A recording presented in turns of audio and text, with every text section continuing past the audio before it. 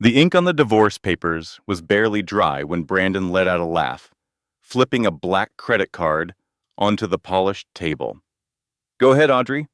That should cover a month's rent for a tiny studio in Queens. Think of it as a severance package for 2 years of a wasted marriage. His girlfriend, Jessica, snickered from her corner, already imagining how she would redecorate his penthouse. They saw Audrey as a poor orphan with no one to turn to. They thought her silence was fear, but they missed the man in the charcoal suit who sat quietly at the back of the conference room. They had no idea that man was Harrison Caldwell, the man who owned the skyscraper they were in, and also Audrey's father. And they were about to find out that signing those documents would completely destroy Brandon's entire future. This story will show you why the person you underestimate today might be the one holding your future in their hands tomorrow. It is a powerful reminder that true strength is not about showing off. It is about knowing exactly when to reveal your cards. The boardroom at Halloway and Associates had the scent of expensive leather, old coffee, and the final moments of a dying marriage. It was situated on the 45th floor of a skyscraper in the heart of Midtown Manhattan, with a wide view of a dreary, rain-soaked New York City. Audrey was seated at one side of the long, gleaming mahogany table.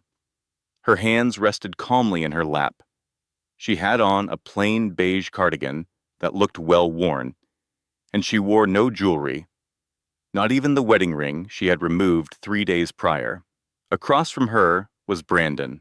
He perfectly fit the image of the ambitious tech founder he pretended to be. His suit was a custom-tailored navy blue made from Italian wool.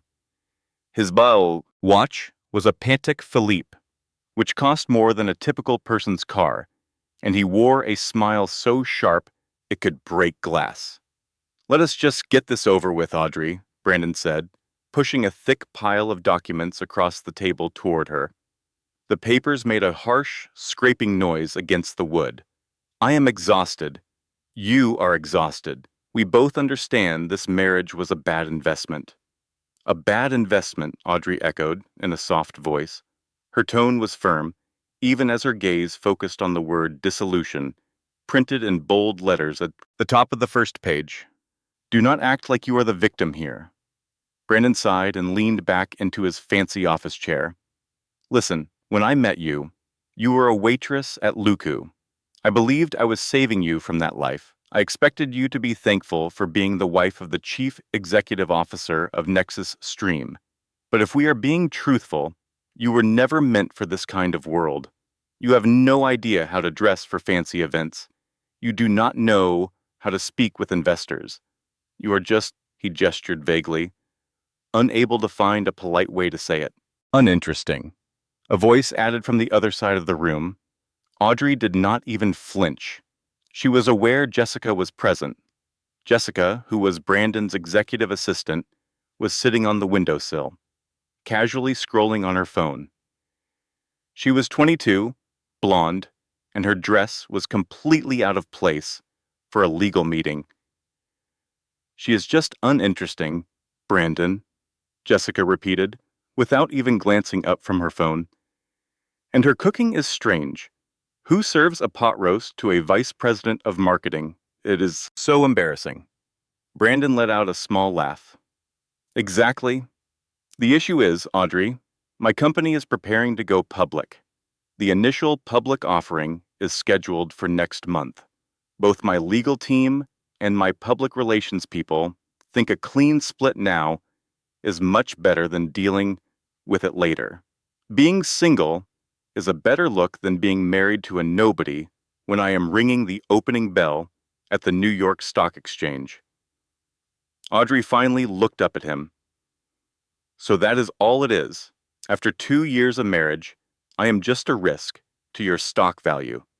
It is just business, Audrey. Do not get emotional about it." Brandon tapped the stack of papers. "This is the offer. Our prenuptial agreement states you get zero because you came into this with zero, but I am feeling generous.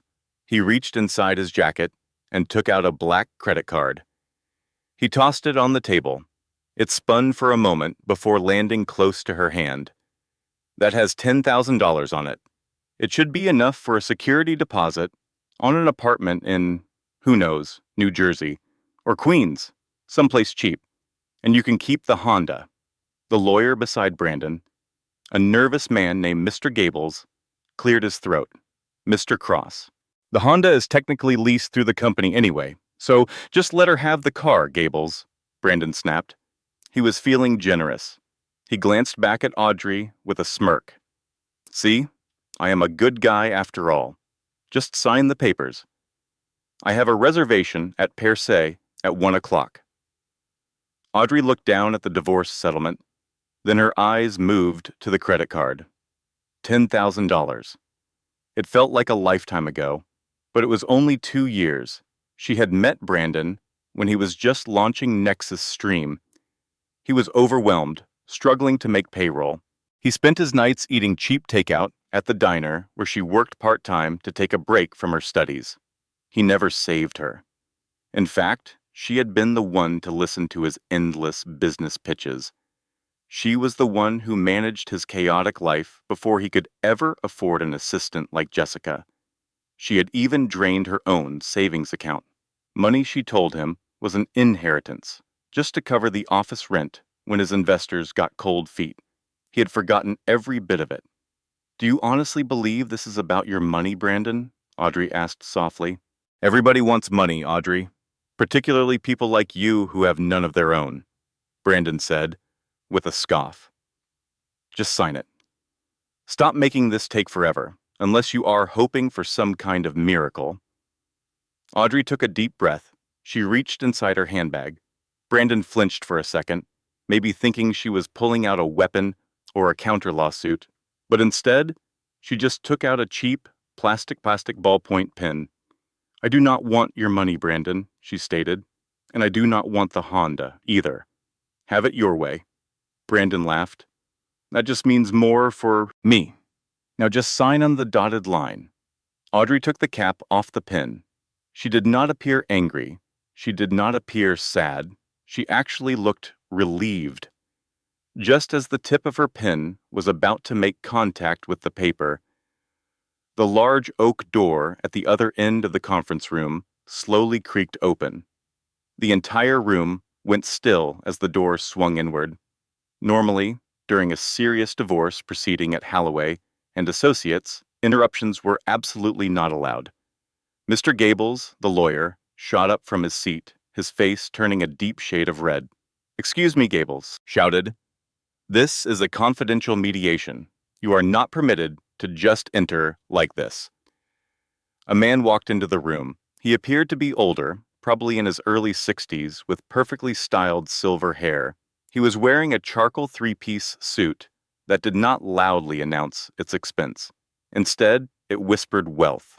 It was the kind of suit with no visible brand because the tailor understood that the client's name was the only label that was important. He carried a cane, not because he needed it, but more like a symbol of his authority. He did not speak a single word. He just walked to the other end of the room, chose a chair in the shadows away from the main conference table, and took a seat. Who is this person? Brandon asked loudly, swiveling his chair to face him. Gables, call security. The older man placed his hands on the head of his cane and looked directly at Audrey. His eyes were a sharp, icy blue, the exact same shade as hers. I am just here as an observer, the man said. His voice was deep and raspy, with an accent that sounded like a blend of old New York wealth and a European education. Please go on. Pay no attention to me. An observer, Jessica scoffed, jumping down from the windowsill. What do you think this is? Some kind of show for an audience? Get out of here, old man. Brandon, tell him to leave. He has a funny smell, like old clothes. Brandon got to his feet, aggressively fixing the cuffs of his shirt. Look here. Whoever you are, you need to leave. I am Brandon Cross, the Chief Executive Officer of Nexus Stream. I lease this entire floor for my legal team. You are trespassing on private property. The old man's expression did not change. He reached into the inside pocket of his jacket, took out a pair of glasses, and put them on. You lease the legal services, Mr. Cross. You do not lease the building. And from what I recall, this building is owned by Caldwell Holdings. Brandon stopped for a moment. So, what are you? The maintenance man here to check the light fixtures? Something along those lines, the man replied with a hint of sarcasm. I heard there was a disagreement over some assets. I find it interesting to see how the younger generation conducts their business affairs. Mr. Gables, the lawyer, suddenly turned incredibly pale. He stared intently at the man in the back of the room. He noticed the silver hair, the unique style of the suit's lapel, the gold ring on his smallest finger. Mr. Cross, Gables whispered frantically, you need to sit down. What? Brandon snapped back. Just sit down, now, Gables urged, his voice shaking. Let him be. But why? Because if we make a big deal out of this, the building's management might terminate our lease, Gables lied, sweating heavily. He knew precisely who that man was. He had passed by his portrait in the lobby every single morning for the past 15 years. But he was frozen with fear. He knew if he told Brandon that Harrison Caldwell, the mysterious billionaire of Manhattan, was in the room, Brandon would put on a fake act, and Gables suspected that the old man wanted to witness the real Brandon in action. Brandon just rolled his eyes and dropped back into his chair. Fine, have it your way. If this old guy gets some thrill from watching a divorce, let him watch. This is almost finished anyway. He shifted his attention back to Audrey. You see the kind of nonsense I have to put up with?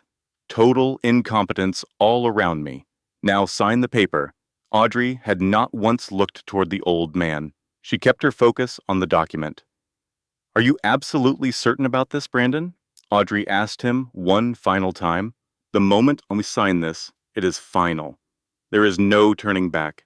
I will walk out of this room, and I will no longer be your wife. You will have no more connection to me, and I will have no more connection to you. A complete separation. That is exactly what I have been dreaming of, Audrey. Brandon smirked. My meeting with the Caldwell Group is next week. Do you have any idea who they are? Of course you do not. They happen to be the largest venture capital firm in the entire country.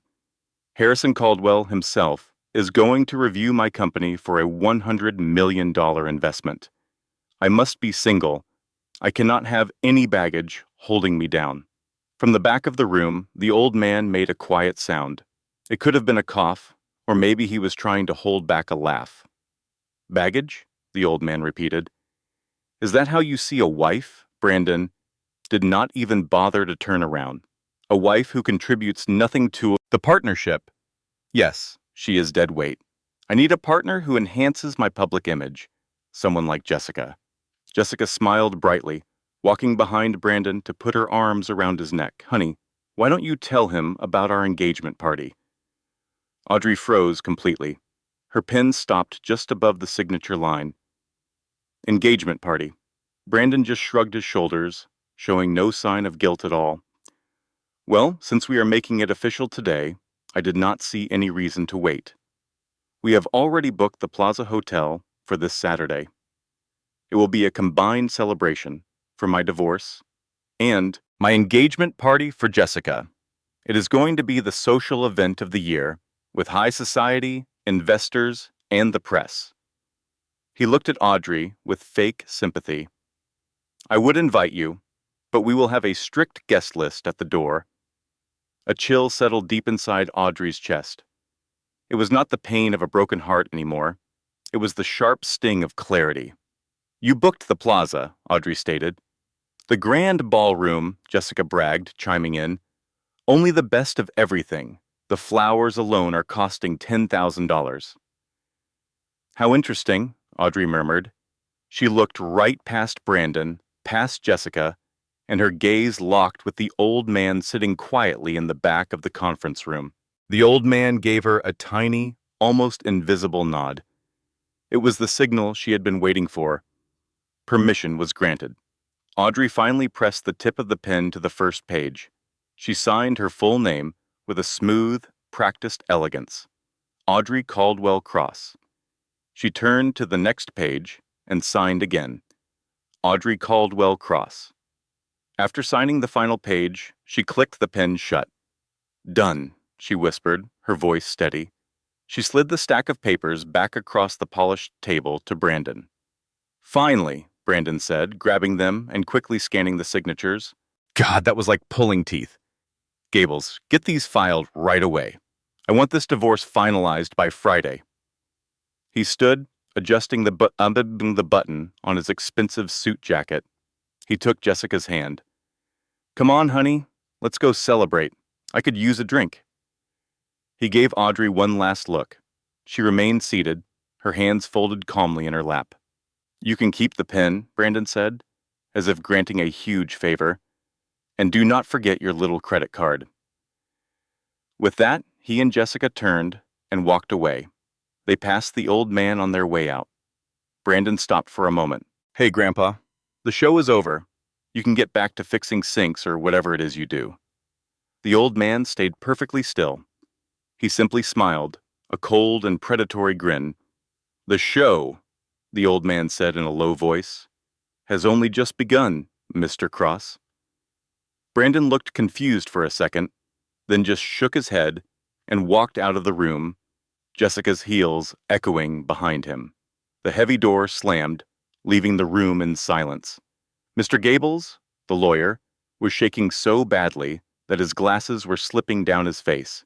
He quickly stood up and gave a deep, respectful bow to the man in the back. Mr. Caldwell, Gables stammered, his voice trembling. I had no idea. Harrison Caldwell paid the lawyer no attention. He rose from his chair, using a cane for support, and walked slowly toward the table where Audrey was sitting. Audrey did not get up. She just stared down at her own hands. Harrison reached her side. He looked at the divorce papers she had just signed, then at the black credit card Brandon had tossed aside, and then at his daughter. He called you baggage, Harrison said, his voice soft. Audrey finally looked up at him. Tears were starting to fill her eyes, but she fought to keep them from falling. Hi, Daddy. Harrison Caldwell, the billionaire who owned the very skyscraper they were in, the powerful head of the Caldwell Group, and the one man Brandon was desperate to impress, let out a long sigh. He reached over and put a comforting hand on her shoulder. I told you he was a fool, Audrey, Harrison said, but I never imagined he was actively trying to ruin himself. Harrison picked up the credit card Brandon had discarded, the $1 million severance package. He examined it with clear disgust. $10,000, Harrison said thoughtfully, for the heiress to the entire Caldwell fortune. He casually tossed the card into a nearby trash can. Come on, my dear, we have a lot of work to do. If that man wants to have an engagement party at the plaza on Saturday, then I believe we should make sure he gets one he will never forget. He thinks he has the grand ballroom booked, Audrey said, wiping a tear from her eye. But doesn't Uncle Cyrus own the plaza? He certainly does, Harrison smiled, a wicked glint in his eye. And I believe it is time for Brandon to learn a valuable lesson. In this city, you do not bite the hand that feeds you, especially when that hand holds the note on your every last asset. Harrison offered his daughter his arm. Let's go shopping. You are going to need a new dress for an engagement party. At that same moment, Brandon was trying to hail a yellow taxi, annoyed that the Uber surge pricing was so high for a man of his new stature. A fleet of 3 black Escalades pulled up smoothly to the curb in front of the building. Audrey emerged from the revolving doors, her arm linked through Harrison's. The doorman, a man who had never once acknowledged Audrey in the 2 years she brought Brandon his forgotten lunches, nearly stumbled backward in shock. He knew that man. Everyone in New York City knew Harrison Caldwell. "Good afternoon, Mr. Caldwell," the doorman stammered, fumbling to open the rear door of the first vehicle. "Afternoon, Higgins," Harrison replied, knowing the man's name because his company also owned the staffing agency. "Please see that my daughter gets into the car safely." The doorman froze solid. "Your daughter, sir?" He stared at Audrey, the quiet woman in the simple beige cardigan, the same woman he had seen crying in the lobby just last week after her husband yelled at her for being 5 minutes late. Audrey gave him a small smile that didn't quite reach her eyes. "Hello, Higgins." She gracefully slid onto the plush leather seat, the fresh scent of orchids filling the car. Harrison got in next to her, and the door closed, shutting out the blare of Manhattan traffic. "Home, sir?" the driver inquired. "The Hamptons estate, driver," Harrison instructed. "We could use some fresh air, and call Cyrus. I need him to prepare the Pearl Suite at the Plaza for Saturday, and tell him to double the security staff."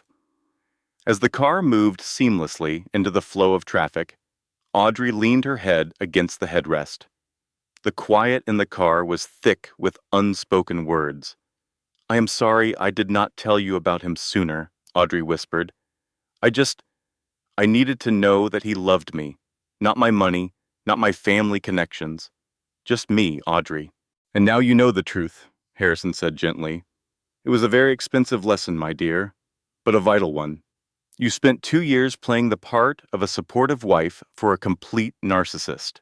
You cooked for him, you cleaned, you secretly managed his finances. You even used the dividends from your trust fund to anonymously pay off his first business loan." Audrey nodded slowly. "He thinks some angel investor swooped in and saved him from going bankrupt." "I was the angel investor," Harrison grunted. "Or, more accurately, you were. And next week, when he sits across from the board of the Caldwell Group to ask for his initial public offering funding, he is going to learn that his angel has arrived to call in the debt." Across town, Brandon Cross was opening a bottle of expensive Dom Perignon in his brand new office. The space was all glass and chrome, designed to make any visitor feel small. Jessica was twirling in his office chair, holding up her champagne flute. "I cannot believe she actually signed the papers." Jessica laughed. "I really thought she would put up a fight for the apartment at least. The woman has no backbone." Brandon sneered as he put his feet up on his massive desk. "That is her biggest problem. She is small in every way. Small thoughts, small ambitions. She was dragging me down, Jess. But look at me now. I am single, my company's stock is climbing, and in 3 days, I will announce our engagement at the Plaza. It is the ultimate power play." Just then, his phone buzzed. The call was from an unknown number. "This is Brandon Cross," he answered with practiced smoothness. "Mr. Cross?" a formal, professional female voice said. "This is Eleanor Strick, the executive assistant to Harrison Caldwell." Brandon sat bolt upright, almost knocking over his champagne. He waved his hands frantically at Jessica, telling her to be silent. "Yes, Miss Strick. It is an honor to be hearing from you. Mr. Caldwell has reviewed your initial proposal for Nexus Stream," the woman continued. "He is intrigued. He would like to personally attend your event on Saturday evening at the Plaza. He feels it will be the ideal setting to evaluate your character before the final funding checks are signed next week." Brandon's heart felt like it was going to pound right out of his chest. Harrison Caldwell was coming to his party. This was it, the moment that would change everything. If Caldwell decided to back him, Brandon would be on the cover of Forbes magazine. "That would be absolutely incredible," Brandon managed to say. "Please let Mr. Caldwell know that he will be my guest of honor." "He will be there," the woman confirmed. "He is also bringing a guest, a silent partner in the Caldwell Group who holds the final say on all new investments. Impress this person, Mr. Cross. They have no patience for fools." The line went dead. Brandon let out a triumphant shout that echoed through the office. "We did it, Jess. Caldwell is coming. We are going to be billionaires." He grabbed Jessica and spun her around the room. "I need a new suit, the best one in the entire city. And you, go buy a dress that screams trophy wife. We have to be flawless. Absolutely nothing can go wrong." Back in the Hamptons, inside a massive oceanfront estate that was worth more than a small country, Audrey stood before a mirror that stretched from the floor to the ceiling. Her old beige cardigan was gone, replaced with a luxurious silk robe. Around her, a team of 3 elite stylists, flown in from Paris and Milan, were arranging dozens of couture gowns on racks. "No," Audrey said, waving away a fluffy pink dress. "That is too soft. That was the old Audrey." She walked along the line of designer dresses, her fingertips brushed against fine silks, rich velvets, and smooth satins. She paused in front of a gown the color of a starless night sky. It was a deep, shimmering obsidian blue with tiny diamond chips sewn into the fabric of the bodice. The dress was all sharp angles and structure. It demanded to be noticed. "This one," she said firmly. "A very bold selection, Miss Caldwell," the lead stylist commented. "This is from the Vanquish collection. It is designed for a woman who is on the hunt." Audrey smiled. It was the first real smile she had shown in months. It was a cold and dangerous smile. "Exactly," she said. "I am not going to a party to celebrate an engagement. I am going to attend a funeral." Was she going to a funeral? Yes, she was. Audrey glanced at her reflection, a dangerous glint in her blue eyes. It was the funeral for Brandon Cross's entire career. Saturday night descended on the city, and the air was thick with a heavy, electric feeling. The Plaza Hotel, a symbol of New York's high society on the edge of Central Park, was lit up like a beacon. A long line of limousines, 3 rows deep, idled at the curb. A swarm of photographers crowded the entrance, having received a tip from Brandon's publicity team about a huge tech industry announcement. The grand ballroom was a spectacle of blinding extravagance.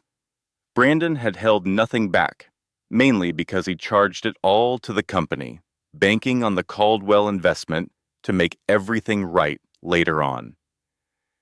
Massive crystal chandeliers, each the size of a small sedan, hung from the gold-covered ceiling. Waiters dressed in white formal jackets drifted through the guests like phantoms, carrying flutes of expensive champagne and platters of fine caviar.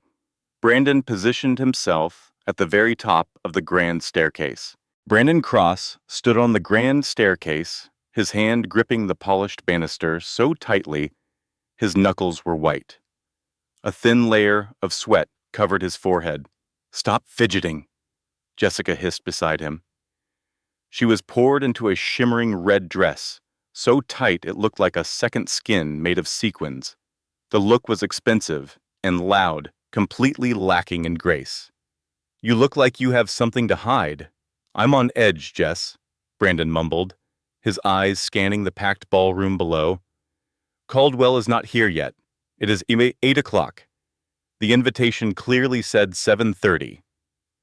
"Relax. Billionaires are fashionably late," Jessica said, with a dismissive wave. "Look, is that not the vice president of Goldman Sachs over there? Why don't you go introduce yourself?" The entire room buzzed with the energy of Wall Street's most ruthless players. Men sported $5,000 suits, and women were adorned with diamonds. Yet, an unusual tension hung in the air, carried by hushed whispers. Mr. Gables, the lawyer who had finalized their divorce, just 3 days earlier, was at the bar, downing scotch like it was water. He looked incredibly pale. Every time the large ballroom doors creaked open, he jumped. "Gables!" Brandon called out, making his way down the stairs. "Why do you look like you just saw a ghost? You should be celebrating. Tonight is a big night."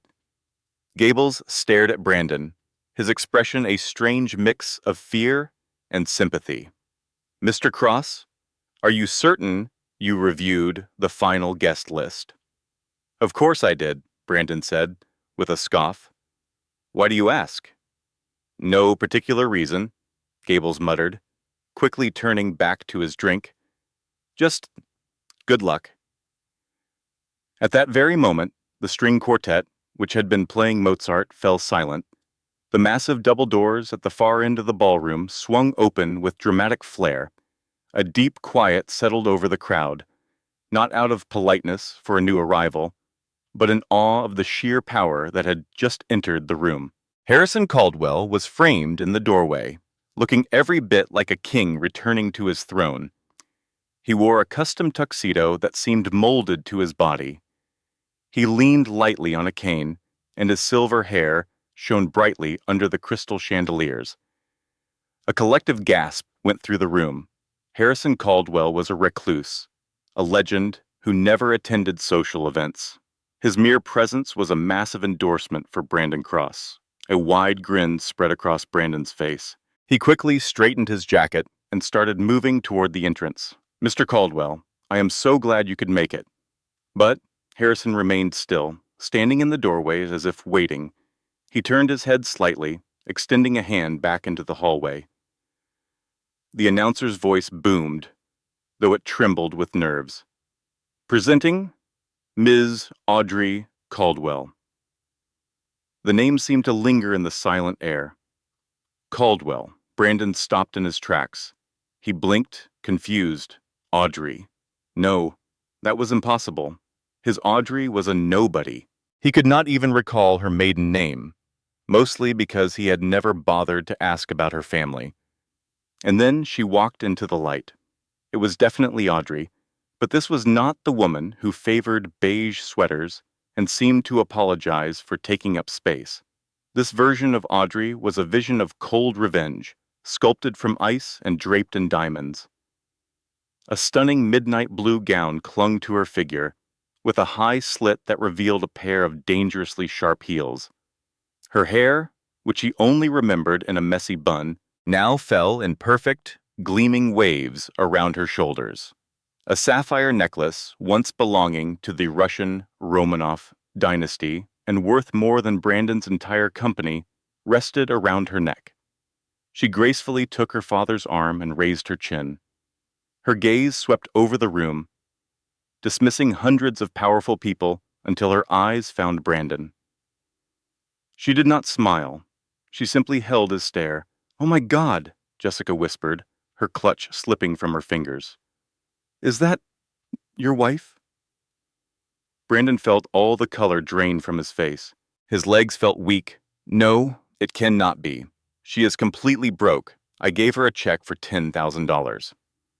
The crowd parted like a sea as Harrison and Audrey began to walk through the ballroom. The silence was absolute. Every single person was watching them. Brandon, running on a mix of pure adrenaline and disbelief, forced a smile and stepped directly in their path. "Mr. Caldwell." Brandon's voice was shaky. He cleared his throat to try again. "Welcome. And Audrey, what are you doing here? Did you get hired as one of the caterers?" It was a foolish, desperate jab. A low murmur went through the guests.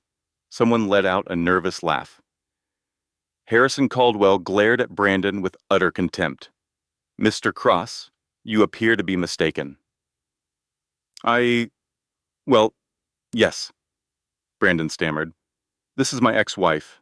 I have no idea how she managed to get past your security." "She did not have to get past security," Harrison cut in, his voice resonating through the now silent ballroom. "She owns the security company. As a matter of fact, she owns this hotel." The champagne flute in Brandon's hand slipped through his fingers, shattering on the marble floor with a loud crash. "What?" Brandon whispered, stunned. "Allow me to introduce you to, properly," Harrison announced, placing a proud hand on Audrey's back. "You know her as Audrey, the woman you divorced 3 days ago, because you found her boring and claimed she offered nothing of value. But the rest of the world knows her as Audrey Caldwell. My one and only daughter. She is the sole heir to the entire Caldwell fortune and the majority shareholder of the venture capital firm you are currently begging for an investment from. The room exploded with noise. Gasps and shocked whispers spread like wildfire among the guests. Cell phones were quickly raised to record the unbelievable scene. Jessica slowly took a step backward, creating distance between herself and Brandon. Audrey then took a step forward. The scent of her perfume, something incredibly expensive and rare, reached Brandon. "Hello, Brandon," she said. Her voice was confident and smooth, completely different from the timid whisper he was used to. "You said you wanted a partner who matched your ambitions, remember? Someone with influence, someone with wealth." She gestured around the magnificent ballroom at the bewildered investors and the terrified lawyer. "Well, here I am," she said, with a slight tilt of her head. "But I must warn you, my appearance fee is significantly more than $10,000. Brandon's jaw hung open, but no words came out. "Audrey, wait, honey, I had no idea. You never said anything. You never asked," she responded with icy calm. "You were always far too busy talking about yourself." "But the prenup," Brandon said, desperately grasping for a way out. "We signed a prenup. You do not get anything from me." Mr. Gables, the lawyer, stepped out from the crowd, looking as if he wished the floor would swallow him whole. "Actually, Mr. Cross—" "Be quiet, Gables," Brandon snapped. "No, please let him speak," Audrey insisted. Gables nervously wiped sweat from his brow. "Mr. Cross, the prenuptial agreement specified that both parties would leave the marriage with the assets they brought into it. Since Ms. Caldwell entered the marriage with, well, billions of dollars in assets held in various offshore trusts, and you entered it with considerable debt, the division of property is quite straightforward. Furthermore," Harrison added, clearly savoring every second, "since you used funds from your Nexus Stream company to lease the Honda she was driving, and you admitted in a recorded legal deposition that you were giving it to her as a gift. That is a clear transfer of company assets. And since you just admitted to fraud by throwing this private party on the company's dime," Harrison leaned in, his voice dropping to a low growl. "I do not think we will be investing in Nexus Stream, Mr. Cross. In fact, I believe my daughter, who happens to sit on the board of the bank that holds all of your business loans, might just be calling in your debts this evening." Brandon stared at Audrey. He was looking at the woman he had thrown away like she was nothing.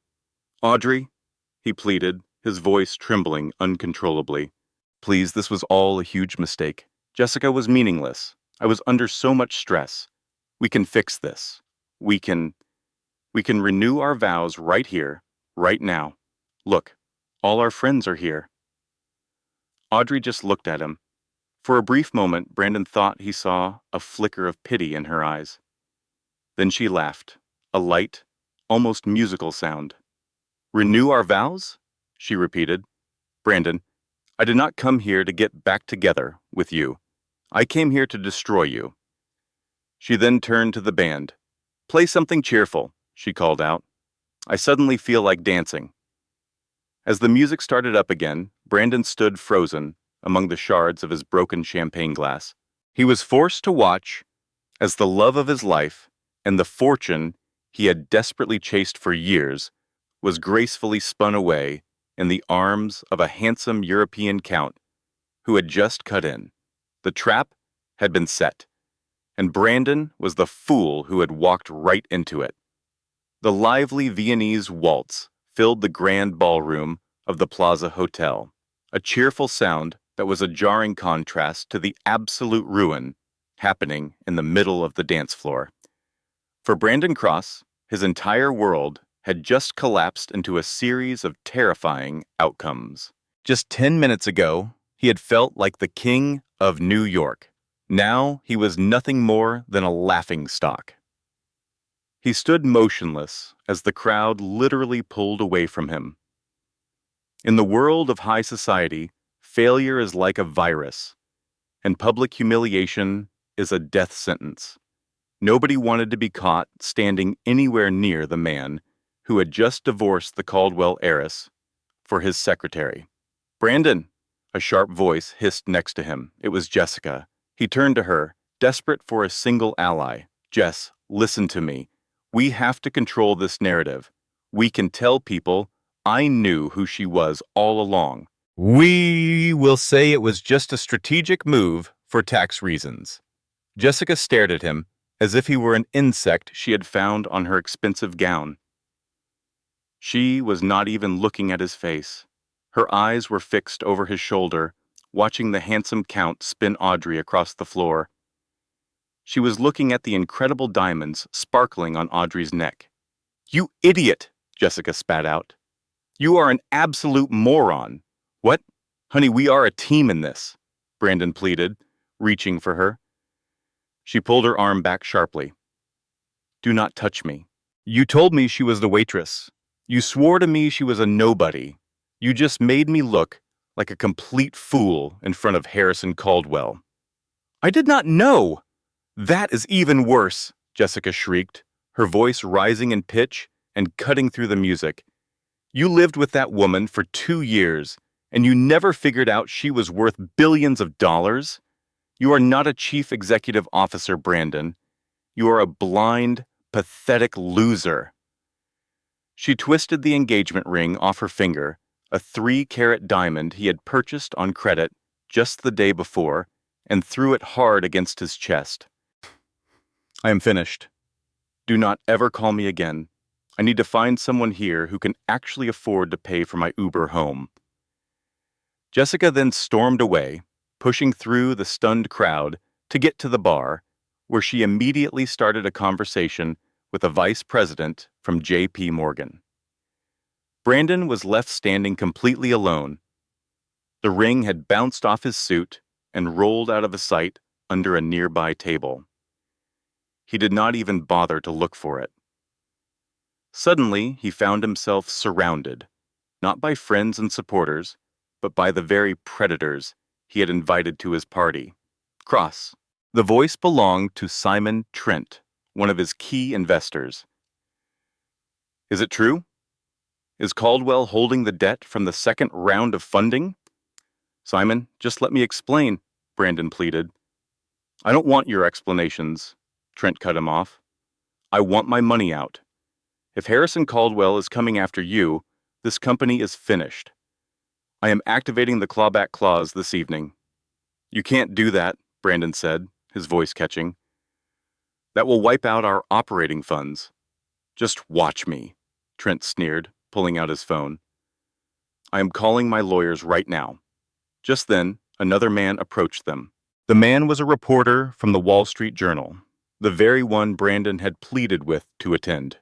"Mr. Cross," the reporter began, thrusting a voice recorder toward him, "do you have a comment on the rumor that you used company money for your mistress's apartment? Miss Caldwell brought up a forensic audit." "No comment," Brandon snapped. "Get that thing out of my face." He slapped at the small device. The reporter grinned. "Attacking a member of the press? That will make a fantastic story for the Sunday paper. Something like, 'CEO has a meltdown at his ex-wife's celebration.'"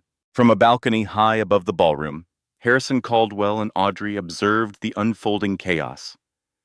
A server brought them fresh glasses of champagne. "It is quite savage," Harrison remarked, taking a small drink as he watched the crowd turn on Brandon. "He always craved the spotlight," Audrey replied, her tone completely empty of sympathy. "He wanted all eyes on him. I simply granted his wish." She glanced down at Brandon, who was sweating and yelling at an investor. His tie was crooked, and his face was a deep shade of red from pure rage. He seemed so insignificant. "Did you ever really love him?" Harrison asked in a low voice. Audrey paused for a moment. She watched as Brandon pushed away a waiter trying to hand him a glass of water. "I loved the person I thought he was," she finally answered. "I loved the man who would eat grilled cheese sandwiches with me at 2 in the morning, dreaming about changing the world with his ideas. But that man was never real. He was just an actor looking for a bigger audience. Well, Harrison said, turning from the balcony railing, the show is over. Let us go, my dear. I think the board of directors at the bank has scheduled an emergency meeting for 8 o'clock tomorrow morning to go over the foreclosure of Nexus Stream. Foreclosure? Audrey's eyebrow lifted slightly. Oh, absolutely, Harrison confirmed with a grim smile. He fell behind on a payment 3 months ago. We decided to let it go because, at the time, he was part of the family. We are no longer letting it go.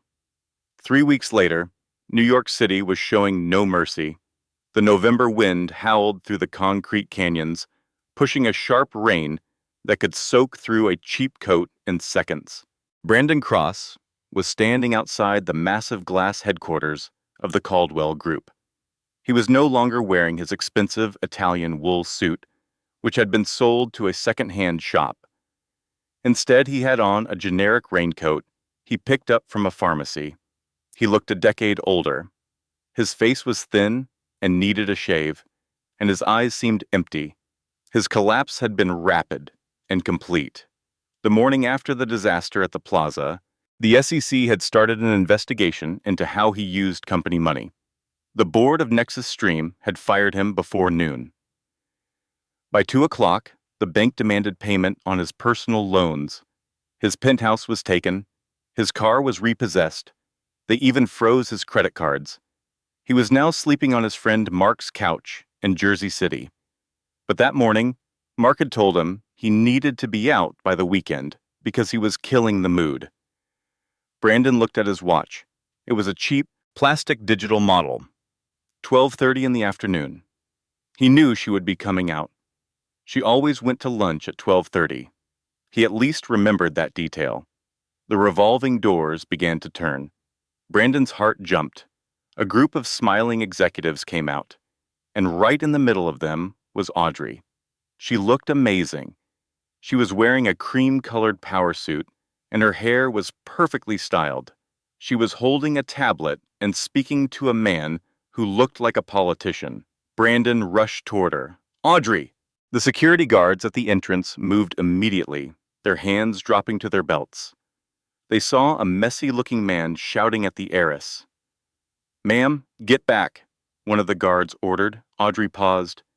She looked up and recognized him. She raised a hand to the guards. It is all right, Frank. I know this man. The guards were hesitant, but they stepped back, creating a protective wall between Audrey and the street, with about a 5-foot gap. Brandon approached the line, rain dripping off his nose. Audrey, he said, out of breath, I have been trying to reach you. You changed your number. Yes, I did, she replied calmly. How have you been, Brandon? How have I been? Brandon let out a wild, broken laugh. I am destroyed, Audrey. They seized everything. The company, the apartment. I have $40 left in the world. $40? I remember having only $40, Audrey said, evenly.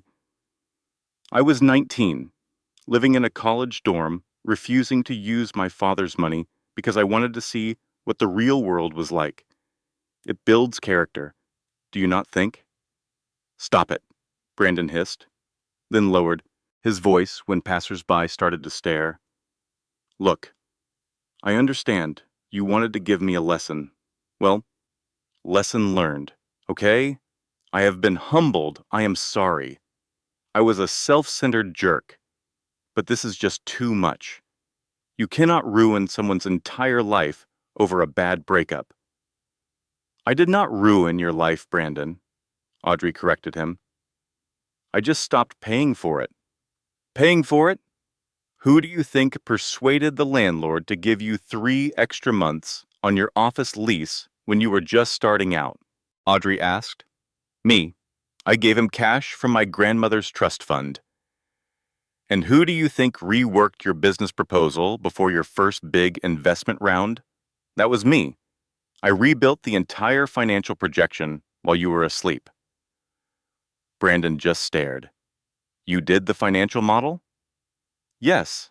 And who do you think spoke to the editors at TechCrunch to get you that first big feature story? Audrey stepped closer, her expression firm. I was never just a waitress, Brandon. I was your co-founder. I was the engine that kept your entire broken down operation running. You simply never took the time to look under the hood. Brandon's shoulders sagged. The rain felt cold, but this truth was much colder. He understood, with a nauseating shock, that she was right.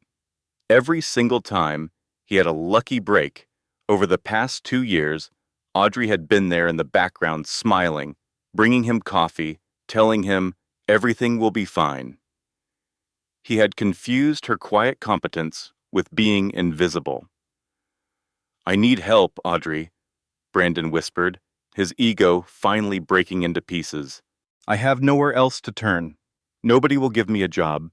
My reputation is ruined in the city. Please, just some money or work. I will clean the floors. I will do anything. Audrey looked at him for a long moment. She looked at the man who had tossed a credit card at her and told her to go live in Queens. She reached into her purse. Brandon held his breath. Was she about to write him a check? Give him a key to a new place? She took out a business card. It was a simple white card with just a phone number printed on it. This is the number for a hiring agency in Ohio, she said, as she handed it to him. They focus on entry-level sales jobs. It is decent, honest work. You will get a base pay plus commission. The cost of living is low in Ohio. Brandon looked down at the card. Ohio, an entry-level sales job. It is a chance to start over, Brandon, she said, her voice softening just a little.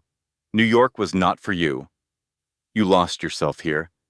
Maybe in a new place where nobody knows your name, you can learn how to be a person again, instead of just a CEO. She started to leave. Audrey, he called, one last time. She paused but refused to look back at him. Did you ever really love me? He pleaded. Or was I just another one of your projects? Audrey saw her own reflection in the building's glass doors, the very building she was destined to run one day. I loved you so much that I hid my own strength just so you could feel powerful, she said. But I finally loved myself enough to stop making myself small. She stepped into the revolving door and disappeared into the welcoming light of the lobby, leaving Brandon all alone in the rain. He stared down at the small business card, which read, Midwest Auto Sales and Solutions. He then looked up at the massive skyscraper vanishing into the gray clouds. It dawned on him in that moment that the gap between himself and Audrey was not just about glass doors and security teams. It was as wide as a galaxy. He slid the card into his pocket, flipped his collar up to block the wind, and started the long trek to the bus terminal. It had been exactly 2 years since that cold, wet afternoon outside the Caldwell Tower. New York City had forgotten, the way it always does. The collapse of Nexus Stream was now just a small story in the business section, a warning used in business schools to teach about the risks of borrowing too much and underestimating your partner. In the top floor office of the Caldwell Group, Audrey was seated behind the huge oak desk that had once been her father's. Harrison Caldwell had officially retired to a vineyard in Tuscany 6 months earlier, placing his entire empire in Audrey's care. She was not the same woman who had sat in that depressing conference room in a plain beige sweater. She was more decisive, more powerful. Her hair was now in a stylish bob, and she wore a custom-tailored emerald suit that radiated authority. She was looking over the quarterly charity donations when her assistant, a young man named Leo, knocked. Miss Caldwell, Leo said, the mail is here. It is mostly routine, but there is one personal envelope. It does not have a return address, but the postmark is from Columbus, Ohio. Audrey stopped what she was doing. Her pen hung motionless above the document. Ohio. Just leave it there, Leo. Thank you. After the door clicked shut, Audrey stared at the envelope. It was made of cheap white paper. She recognized the handwriting, but it was not the messy, hurried script of a self-important CEO. It was neater, more careful. She took her silver letter opener and slid it open. Inside, there was no letter, no lengthy apology, and no excuses. There was only a cashier's check made out to Audrey Caldwell. The amount was for $10,000. Audrey looked at the number. $10,000. It was the precise amount Brandon had thrown on the mahogany table when they got divorced, his severance pay for her. She flipped the check over. On the back, written in small blue ink, was a simple message, "For the Honda and the lesson B." Audrey exhaled a breath she had not realized she was holding. She leaned back in her chair and closed her eyes. The towering skyscrapers of New York City were a world away, a forgotten dream. His new reality was a snow-covered car lot in the Midwest. 500 miles from his past life, on the bleak edges of Columbus, Ohio, a bitter wind howled. Brandon Cross tried to breathe warmth into his frozen hands and kicked the thick snow from his work boots. His heavy parka bore the logo of Midwest Auto Sales on the chest. A voice bellowed from the office, "Hey, Cross!" It was his manager, a large, gruff man everyone called Big Tony. "You have a customer on the lot, checking out the used sedans." "I'm on it, Tony!" Brandon shouted back, jogging into the freezing air. The arrogant swagger he once had was long gone. Now, his steps were driven by purpose and humility. He made his way toward a young couple who were shivering beside a line of vehicles. They looked completely overwhelmed, clearly shopping for their first car together, and he could see the worry on their faces about credit scores and down payments. "Afternoon, folks," Brandon said with a warm, genuine smile that now reached his eyes. "It's a cold one. Are you looking for something dependable that won't empty your pockets?" "Yeah," the young man replied nervously. We don't have a lot to spend. We just need a reliable way to get to our jobs." Brandon nodded with deep understanding. "I get it. I know what it's like to have to start all over."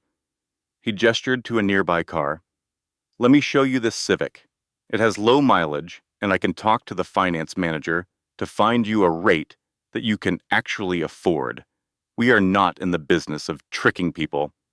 As he guided them toward the car, a loud, flashy red convertible screeched into the dealership. It was completely out of place in the gray landscape of winter. A loud, obnoxious, and very expensive machine. When the driver's door swung open, a woman emerged. She was wearing a fur coat that looked both cheap and fake, and her high heels were already sinking into the slushy snow. It was Jessica. Brandon froze in place. He had not seen her for 2 years, not since the day she threw his engagement ring at him in a crowded plaza. She looked older, and her expression was harder. She wore far too much makeup, a desperate attempt to hide the stress lines around her eyes. She saw him, and a cruel smirk spread across her face as she walked toward him. "Well, well," she laughed, looking his parka up and down. "Look at the great Brandon Cross, selling beat-up cars in the middle of nowhere." Brandon turned to the young couple. "Please give me one moment, folks," he said before walking over to her. He did not feel the old rage anymore. All he felt was pity. "Hello, Jessica. What are you doing in Ohio?" "Just visiting some family," she lied with practiced ease. "I heard you were out here, so I thought I would look you up." Her gaze traveled over his body, and she licked her lips. "You know, Brandon, New York is so boring now, and I finally broke up with that banker. The man was so cheap. Maybe you and I could get a drink. For old time's sake. I bet you are pretty lonely out here." She moved in close, her hand reaching for the zipper on his jacket. "We were good together, Brandon. We were a real power couple. We could find a way to get out of this town, together." Brandon looked down at her hand. He remembered how quickly she had abandoned him the moment the money was gone. He remembered the intense humiliation. He gently took her hand and moved it away from his coat. "I am not lonely, Jessica." Brandon spoke softly. He turned and pointed to the large glass window of the dealership. Inside, a woman was sitting at the reception desk. She was not a fashion model. She was not wealthy. She was Sarah, the receptionist. She had simple brown hair, a kind smile, and she was in the middle of knitting a scarf. She glanced up, saw Brandon looking at her, and gave him a happy wave. Brandon waved right back. "I have everything I need right here," Brandon told Jessica. "And I have customers to help, people who actually need something, not just a performance. You are pathetic." Jessica sneered, her ego clearly wounded. "You are a nobody." "Maybe," Brandon shrugged, "but at least I can sleep at night." He turned his back on her and walked over to the young couple who were waiting by the Civic. "Sorry about that," Brandon said to them. "Just a ghost from the past. Now, let me show you the amount of trunk space in this beauty." While he was explaining the car's warranty, he felt a lightness in his chest that he had not experienced in many years. He had sent the check that very morning. It had taken him 2 years of saving every single commission, eating instant noodles for dinner, and living in a tiny studio apartment just to scrape together $10,000. He was broke all over again, but he had finally paid his debt. Back in New York City, Audrey picked up her office phone. "Finance department," she said. "Yes, Miss Caldwell. I am sending a check down to you for $10,000. Please deposit it into the Second Chance Scholarship Fund." "Of course. Should we list the name of the donor?" Audrey looked at the check one final time before she dropped it into her outbox. She thought about the man she had married, the one who had wanted to conquer the entire world, and the man who was finally learning that the world is not something you conquer, but something you have to earn. "List the donor as anonymous," Audrey instructed. She stood up from her desk and walked to the floor-to-ceiling window. The sun was setting over Central Park, bathing the city in a golden light. She was not angry anymore. The wheel of karma had come full circle. He had lost the millions that he never truly deserved. But maybe, in the cold snow of Ohio, he had found the soul that he had lost so long ago. Audrey smiled, touched the cool glass of the window, and whispered to the city below, "We are even, Brandon. We are finally even." She turned off the lights in her office and walked out the door, ready to go meet her father for dinner. She walked with her head held high, not because of her family's billions, but because she knew exactly who she was. And this time, nobody would ever underestimate her again. And that is the story of how a $10,000 severance check cost a man an entire empire. But maybe, just maybe, it bought him back his own humanity.